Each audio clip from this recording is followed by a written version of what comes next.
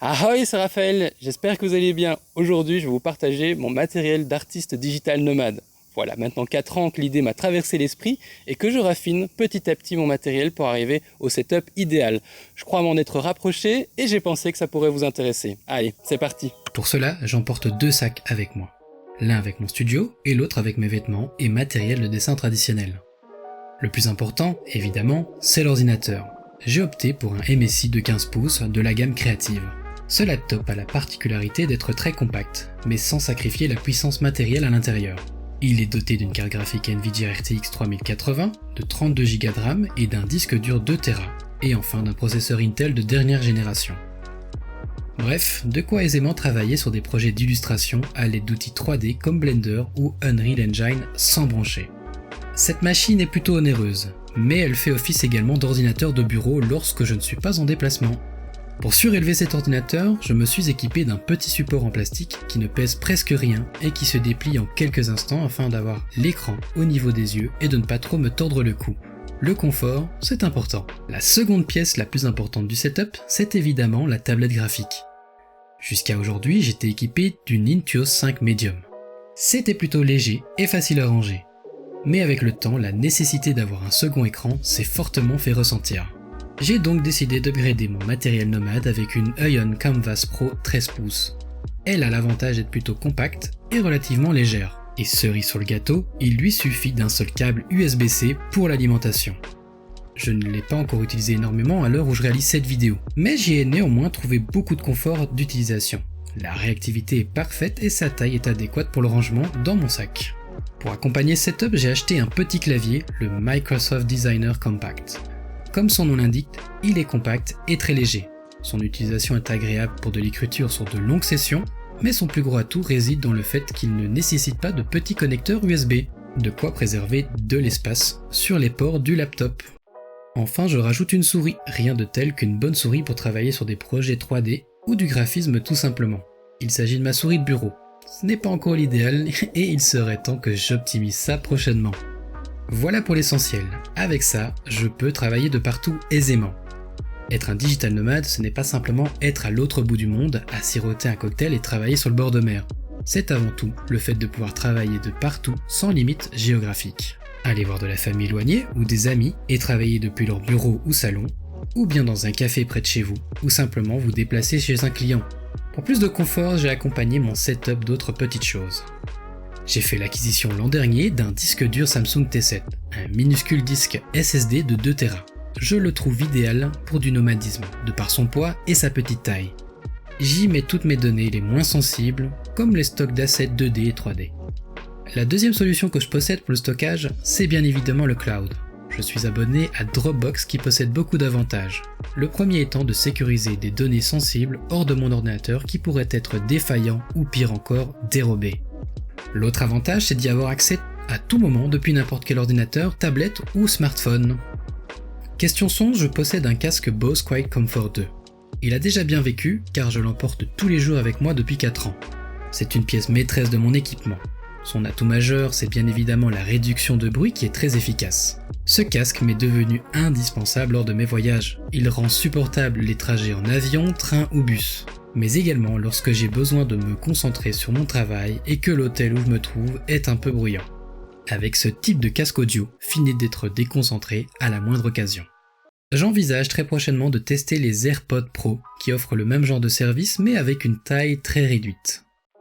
En parlant d'Apple, j'embarque également un iPad Pro avec moi. Tout dépend de la durée et la raison du voyage. Je le substitue parfois au laptop en fonction des missions que j'ai à réaliser durant mes déplacements. Pour être tout à fait franc, à mes débuts d'envie de nomadisme, j'envisageais de remplacer complètement mon ordinateur pour un iPad. Il possède presque tout ce dont j'ai besoin, mais sa gestion des fichiers est vraiment pas très ergonomique et cela m'a vite fait changer d'avis. Attends, tu prends également un Kindle avec toi, Raphaël ? Eh oui, j'aime l'idée d'avoir un objet destiné uniquement à la lecture. Lorsque je suis dans un transport au fin fond de la jungle, je suis bien ravi de ne pas avoir à déballer tout mon matériel pour me faire une petite lecture. Concernant le smartphone, je possède un Samsung Galaxy S10 Plus. J'en ai fait l'acquisition en 2019 afin de tester un voyage sans appareil photo pour gagner de la place dans mes bagages. Le résultat est bien voyé par vous-même. Personnellement, j'ai trouvé ça très convaincant et de très bonne qualité si on prend bien en compte la taille de l'appareil et l'encombrement en moins. D'ailleurs, récemment, j'ai réalisé des interviews entièrement au smartphone à l'aide d'un micro supplémentaire. Elles arriveront bientôt sur la chaîne et vous me direz ce que vous en pensez. Pourtant, malgré ce que je viens de vous dire, j'utilise toujours un appareil photo. Cette vidéo est tournée avec un Sony A7C doté d'un volumineux objectif 75 mm.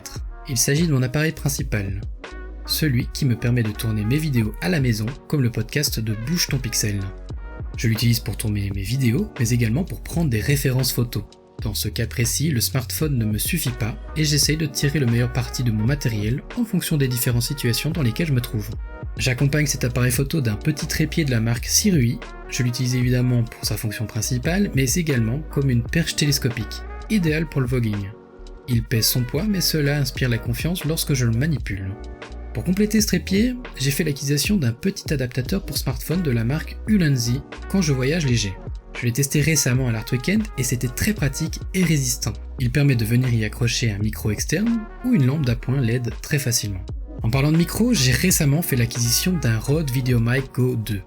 Il est peu encombrant et se connecte facilement à mon appareil photo et sur mon smartphone, mais également sur l'ordinateur. D'ailleurs, la capture que vous écoutez à l'instant est faite avec ce petit micro. Il n'est pas aussi performant que celui que je possède sur mon bureau, mais il fait vraiment le job. Bon, tout ce matériel c'est bien beau, mais il faut bien le ranger quelque part. J'ai testé beaucoup de sacs différents, toujours dans l'optique de me faciliter la vie et de protéger mon équipement des intempéries tout en étant plutôt compact et très pratique. J'ai jeté mon dévolu sur un sac de la marque Wonder. Il est plutôt destiné à la photographie, mais il possède également des rangements à l'intérieur pour l'ordinateur et la tablette. 2 espaces de rangement à l'intérieur me permettent de transporter l'ordinateur portable de 15 pouces et la tablette graphique de 13 pouces.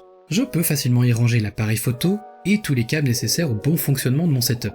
Pour compléter ce sac, j'y ai également rajouté une accroche Peak Design afin de gagner plus de confort lors de mes sessions photo. Ce sac est assez onéreux, mais si vous transportez du matériel de valeur, est-ce que cela vous semble déraisonnable de l'entreposer dans un endroit sécurisé? D'autant plus en voyage, où vous pouvez bouger assez souvent, il est important de pouvoir protéger son matériel des chocs et des intempéries. Une fois arrivé à destination, je m'en sers comme un simple sac photo, lors de mes expéditions en laissant le laptop et la tablette graphique à l'hôtel ou mon Airbnb. Il est important de penser aux multiples usages de ce que vous emportez en voyage. Tout le setup que je viens de vous montrer est plutôt lourd, et n'est pas encore la perfection que je recherche. Mais cela vient du fait que cet été, j'ai pris tout mon matériel. Et forcément, l'appareil photo et son trépied jouent un rôle important dans le poids de mon sac. On n'est pas loin des 10 kg pour le tout cumuler, et dans l'avion c'est la limite dans la plupart des compagnies pour l'embarquer en tant que bagage à main. Donc, faut faire attention. Le second sac est beaucoup plus simple. Il est plus gros en volume, mais en réalité, le tout doit peser un peu plus de 3 kg. C'est un sac Offspray 4Point de 40 litres. Il me sert essentiellement à y entreposer mes vêtements et mon matériel de dessin traditionnel pour les séances de sketch urbain. C'est un sac assez grand avec pas mal d'espaces de rangement différents, ce qui me permet de bien séparer le contenu par fonction. Pour les vêtements, j'utilise depuis peu des pochettes Peak Design. Elles sont assez pratiques car elles possèdent 2 compartiments compressibles, l'un pour les vêtements propres et l'autre pour les vêtements sales. J'utilise 2 pochettes, l'une pour les sous-vêtements et l'autre pour le reste. Les vêtements que j'emporte avec moi n'ont rien de spécial, mais comme je privilégie des destinations chaudes, ils ne prennent pas trop de place. 2-3 shorts, dont un short de bain, un pantalon, un polar pour les nuits fraîches, 4 t-shirts et de quoi tenir une dizaine de jours pour les sous-vêtements. Il est très facile de faire ses lessives sur la route, soit directement à l'évier dans sa chambre d'hôtel, ou dans des lavomatiques disponibles un peu partout. Ou mieux encore des blanchisseries qui coûtent 3 fois rien en Asie du Sud-Est par exemple. J'ai également une trousse de toilette avec tout le contenu assez basique, gel douche, shampoing, parfum, brosse à dents, etc. Ce système de pochettes, quelle que soit la marque utilisée, me semble indispensable pour une bonne organisation et un gain de temps considérable pour ranger son sac régulièrement. J'emporte également toujours avec moi un petit sac à dos Decathlon pour les plus petites sorties. Dedans, j'y laisse mon matériel de dessin traditionnel qui se compose de bien peu de choses. Une boîte d'aquarelle, celle-ci a déjà bien vécu, un pinceau avec un réservoir d'eau, quelques plumes à bord plat et quelques feutres à encre indélébile. Pour la plume, j'emporte toujours avec moi une réserve d'encre faite maison. À tout cela se rajoute enfin un carnet de dessin au format A5 avec un papier assez épais pour supporter un peu d'aquarelle. Le tout afin de réaliser quelques sessions de sketch urbain lors de mes aventures. Dans le même espace de rangement, je rajoute toujours une paire de tongs. La plupart de mes voyages m'emportent dans des pays et des régions plutôt chaudes. Mais bien sûr, c'est au cas par cas. Je vous recommande ce modèle, des crocs de type Crocband. Elles m'ont suivi 6 mois en Asie dans mon quotidien et elles sont toujours intactes. En fonction de mes voyages, j'emporte également une petite trousse de soins. On ne sait jamais quand on pourrait avoir besoin d'un pansement, une compresse ou d'un Doliprane pour les mauvais jours. Dans la pochette avant de ce sac, j'entrepose bien peu de choses. Un câble HDMI, au cas où je dois me connecter à une TV dans un Airbnb ou un hôtel, un multiprise, et depuis peu un plateau qui sert à relever la tablette graphique Ion. Et voilà, c'est tout pour moi. J'espère que ça vous aura été utile. Évidemment, c'était la version été comme je le précisais. Si j'étais en version hiver, je serais certainement un peu plus chargé. Mais dans tous les cas, je ne pense ne rien avoir oublié. Je vous attends dans les commentaires pour me donner un petit peu vos conseils, si vous avez des idées pour améliorer tout ça. Et si pas, si vous avez des questions, je serais ravi d'y répondre évidemment. Tout ça, ça se passe là-dessous. Et moi, je vous dis à la prochaine. Tchuss!